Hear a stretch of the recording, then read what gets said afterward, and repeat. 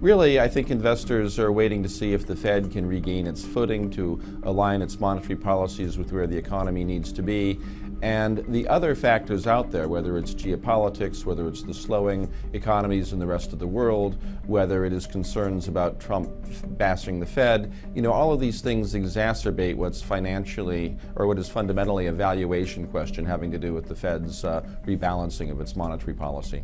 I think that trade is a part of the problem, and I think that the Fed is part of the problem, and the rest of this stuff we didn't need to get. I guess what I'm wondering is, are you waiting to buy, for instance, as someone who is long, and I know you look at the fundamentals of the companies, which are looking, pretty good, but do you have to wait till the market stops challenging the Fed here?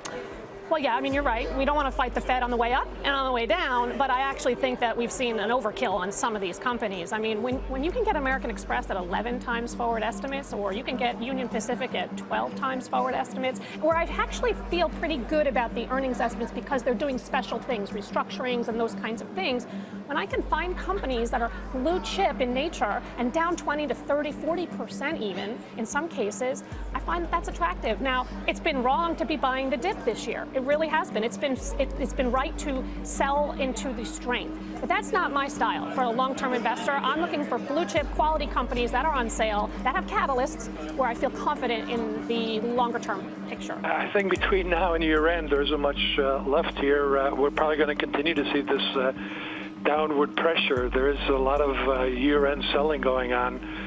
People have accumulated lots of profits in this bull market, and I think with the sell-off that we've had, they'd like to keep as much as they can.